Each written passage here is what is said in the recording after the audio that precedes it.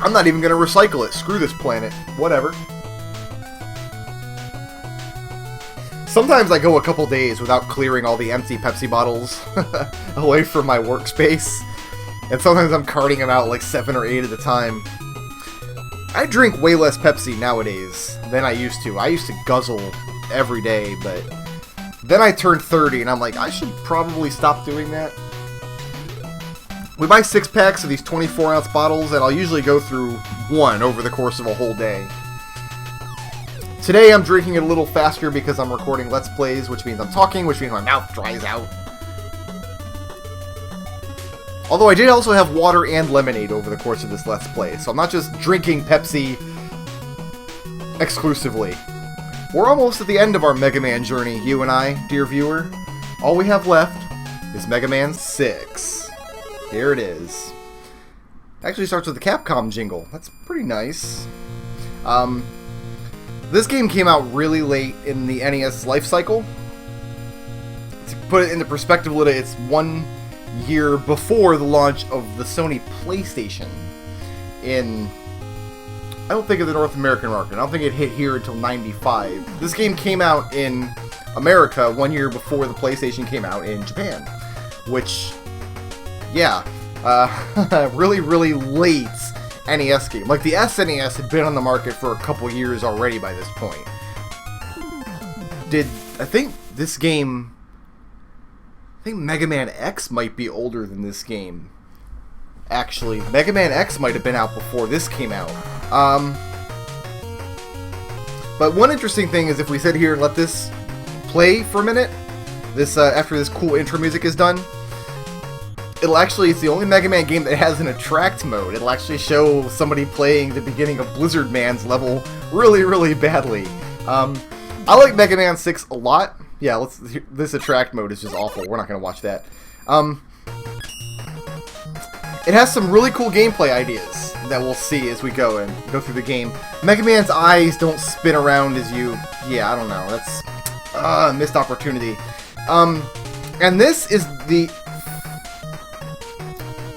either the first or the second Mega Man game, depending on which got to market first, this or Mega Man X, that I choose a boss order based not only on weakness cycle, but also based on what rewards they give me. So, if I had my druthers, I would go to Blizzard Man first, because he's the most fun to fight with the Mega Buster, and then just follow the weaknesses around. But, I'm actually going to start with Wind Man.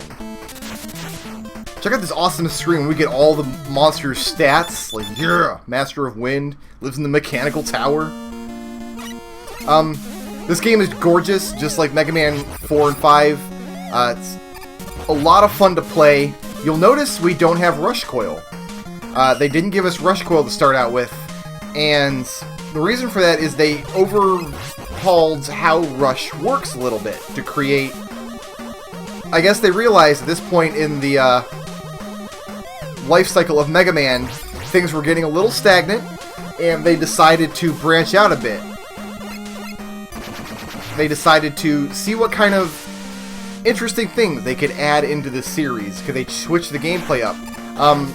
And they did that by changing the way Rush works.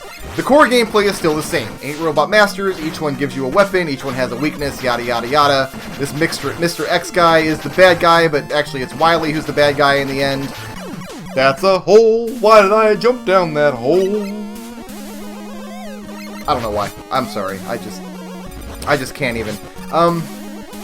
So yeah, they switched up the formula, not a lot, just slightly. They added in some new gameplay features, and they added in a new quality of life adjustment that makes life a little bit easier towards the end of the game, which we'll definitely be picking up. So, this guy's gonna shoot me again. Nope, I got him. It has some of my favorite Robot Masters in this series. The Robot Masters are getting larger and more elaborate at this point. Most of them, like, basically, the first 2 Mega Man games, 1 and 2, the Robot Masters were basically just Mega Man. That's the exact same hole I just fell in. I just fell in that exact same hole twice. I'm great. The Robot Masters in 1 and 2 were essentially just Mega Man with different colors. They had just a little boy with a colorful outfit where he wore his underwear outside his pants, basically. Mega Man 3 and 4, they started adding more motifs to the monsters. Like Snake Man actually looks like a Snake Man. Magnet Man has a giant magnet on his head. Top Man has a giant top on his head. But in Mega Man 6, and they started a little bit in 5 as well, but 6 does it to a higher degree. The Robot Masters, for the first time, most of them are larger than Mega Man, more elaborately designed. And this is a trend that would continue through every other Mega Man game. Even into the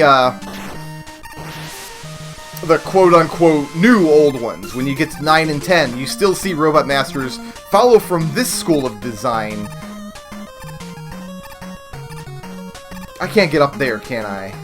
No, I don't have no rush coil in this game. Anyway, yeah, even the Robot Masters in 9 and 10 are more the larger, elaborate style from this game than the boys in underwear from Mega Man 1 and 2. Which is good. I like these robots better. Blizzard Man, if Blizzard Man was in... Like, remember Iceman from Mega Man 1? It's just like a kid wearing an Eskimo outfit. That's how they suggested ice. In this game, you got Blizzard Man, who's an ice robot, and he, like, he's got skis and a Santa hat. We can stand right here and be perfectly safe from this Jones. You got Flame Man, and he's got like a really cool kind of Persian outfit going on where he wears a turban. I guess they were trying to suggest like Middle Eastern oil fields because his whole level's an oil field. So okay, that's a little racist, but it's still cool design, right? Like turbans aren't racist. I'm not gonna go that far. Anyway, that's these fans. The fans just want to put me in holes, and I can't say no to them. They give me their beady little puppy dog eyes. And I just have to acquiesce.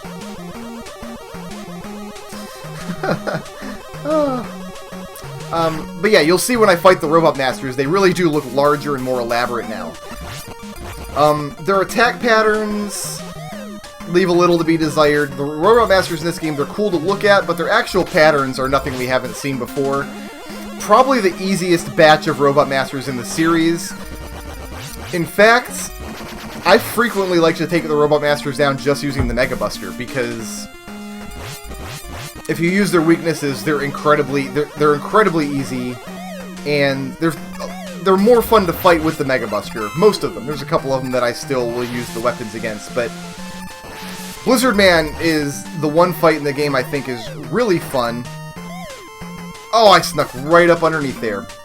Beautiful. So we'll do some Mega Buster fights in this one. Maybe the first loop. For the refights, we'll go back and use their weaknesses, but the first loop, I'm thinking I'll try the Mega Buster. I think I could beat all 8 with just the Buster. Windman for sure, because look, he's just not doing anything that we haven't seen before. And they changed the way the slide works. You can no longer jump out of your slide. Most of the time, that's not a problem. Most of the time, it's like, who even cares? But there are a couple of edge cases where it does make a difference.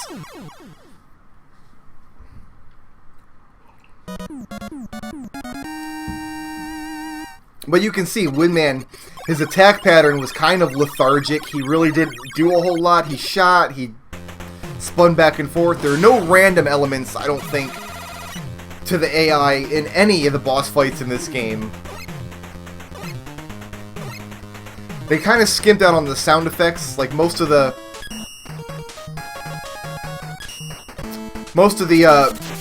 effects just use the same little pellet sound effect as the Mega Buster. Do we still have the... Yeah, we don't have the cool, like, monster death explosion sound effect that Mega Man 5 gave us, so... In some ways, it does kind of feel like a lazier effort than Mega Man 5, but in other ways, it's a lot more creative. Like, these little guys here, you've got the oil down there, but if they drop fire into it, it ignites the entire oil bed, and then it turns into, like, orange spikes that are insta-death. So, kind of a cool gameplay idea, I think. So we are going to go in the weakness order. I start with Windman in particular because I need to kill Fireman and Plantman early in the cycle because they drop items that I need to get some other stuff from later levels. So you'll see right here, they're going to set the whole oil bed on fire. And kind of like these guys, you flip them over and then you can use them as platforms. There's some creative ideas in this game, but I think lethargic is the word that I'm going to stick with. When it comes to some areas of the level and boss design in Mega Man 6, they just kind of feel like they're phoned in a little bit. They kind of feel like this room here, these cannons aren't placed in a way that is at all menacing to you, you know? You can take this game at a very slow pace, and there's not a lot you have to really watch and react for. That's not necessarily a bad thing. I mean, by this point, the people who are playing Mega Man games, especially on the NES, after most of creation moved on to the SNES, the people who are playing Mega Man games are the fans. And just like a game that you can take at a slower pace, that has very slight tweaks to the gameplay formula, is probably not a bad thing, you know? Let's see if I can remember Flame Man's pattern here.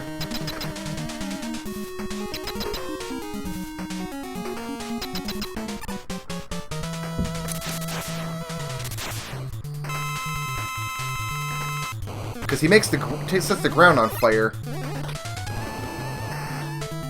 I think I can just jump that. Yeah, you see what I mean? He's just even his jumps are slow.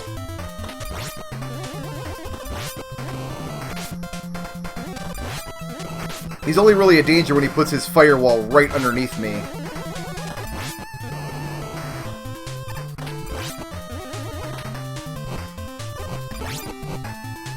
And then he just stands there very slowly firing, so... I mean, he might get me. He didn't get me. He didn't get me. I'm not even going to say my catchphrase there because, ugh. But, I mean, I like the boss designs a lot, and the fights aren't bad. It's just, remember what I said earlier about how most Mega Man games, you can either learn the fight, or you can come in with the weapon? In Mega Man 6, you can come in with the weapon. And if you do that, the game feels just like every other Mega Man game before. You won't notice that the boss patterns are weaker. But the fights themselves are so weak sauce that learning them is a much, much lower bar. Learning these boss fights with just the Buster is a much lower bar than the other games. That goes both directions, because remember, there are some bosses like Quickman and Shadow Man early in the series where you basically can't fight them on fair terms, because they're so random, and if you go in and you don't have their weaknesses, it's a crapshoot whether or not you'll win. Am I going to lose this life right here? I might. Nope, I didn't. I'm fine. So you'll notice then, we don't have Rush. So what do we have? Up top you'll notice we've got this normal and then we've got power. So we wear Rush as a suit. And now we're Power Mega Man. What this means is we have a much shorter range shot, but it's more powerful. And that's really cool, right? That's pretty cool. We'll see if we can put that to use a little bit in this level. Oh, I didn't make it into the gap. But you see you can knock enemies away if you don't kill them outright. Ow. You still do have to use your Robot Master weapons, though. So, you see they changed up the formula a little bit, but just not enough to really rock the boat. They changed the way Rush works a little bit. They took away the Rush Jet, the Rush Coil. And now things are just a little bit different from how you remembered them before.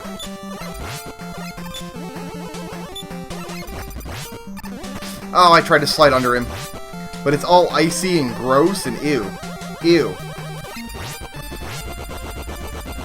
Like, even the mini-bosses in the game, you can just kind of rapid-fire them. So, you see what I mean? It's a much slower-paced game.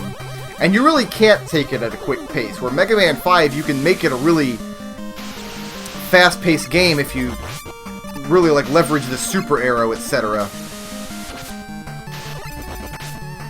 But Mega Man 6, I like it a lot, but I see why people don't, I guess, is the summary. I always forget what's down here. I think just health.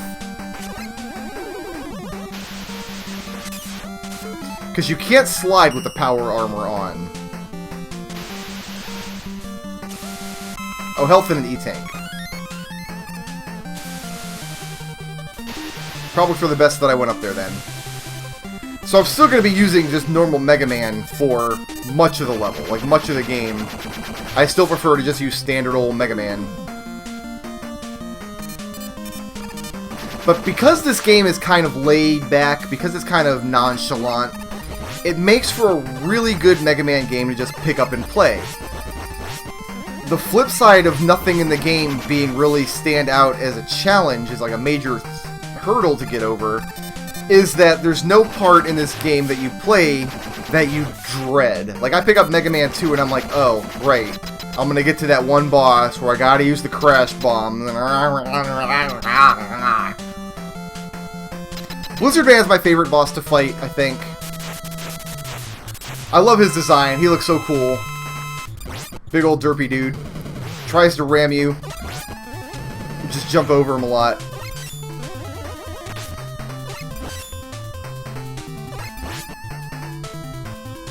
When I'm not trying to get all the stuff, when I'm just clearing the game, I'll fight Blizzard Man first, then just follow the weakness order around.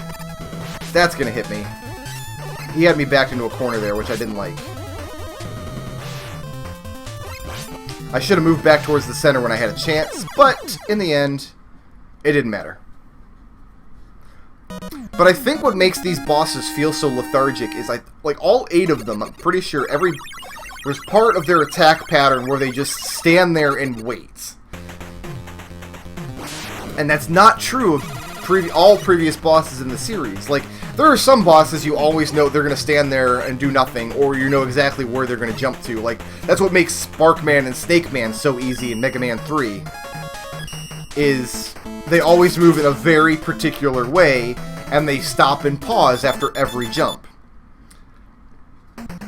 This game has both the Forgotten Area and the Forbidden Area, and we're going to go through both. I love the trees in this level. I love the background scenery.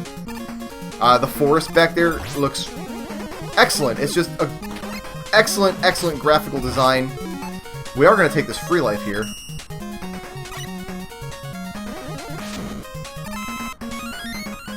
But because of the lack of range and the lack of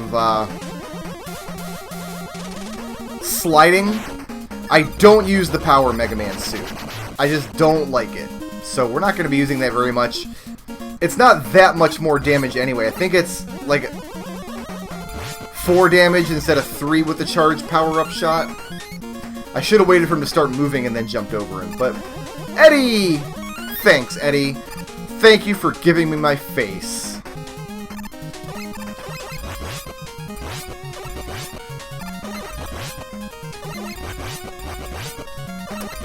The trick here was just to keep pushing him back so he didn't get locked down in the corner. Then he dies eventually. Not the best mini-boss in the series, I'll grant you. Plant Man stage actually has a pretty tough part to it. It's got some parts coming up which might give me an issue. We'll see. Because it's got those springboards there. But you know, any mini-boss that's worth fighting once is worth fighting twice. Why did I jump into his fist? An excellent question. The answer may surprise you. Science. He's gonna get me locked down. I didn't take down his terrible, terrible face quickly enough. So this part of the level coming up here involves some pretty precise jump with trollfish coming up out of the mud below.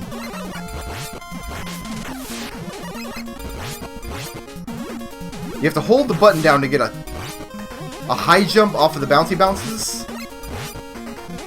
And you kind of have to measure when you're going to jump and when you're not. I like how they put life bubbles in the flowers there. Neat trick, right? So that jump is fine. It's this jump that always gets me. What? Okay. And then this one's kind of similar. What you have to do here is you want to hold the button down, be on the very edge of the spring, and then right after you contact the spring is when you want to push to the right. Otherwise, you will not clear these gaps.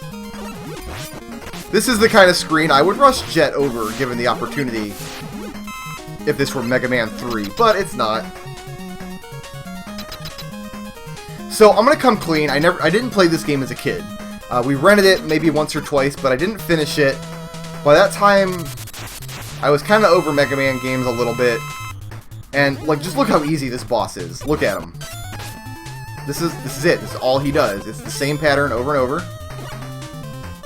That's it. That's Plant Man.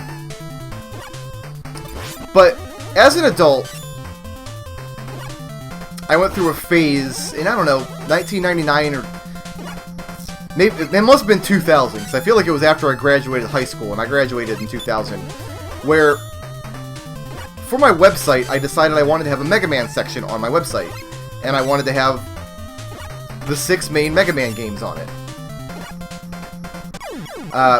But I hadn't played Mega Man 6 extensively, so I went ahead and played it.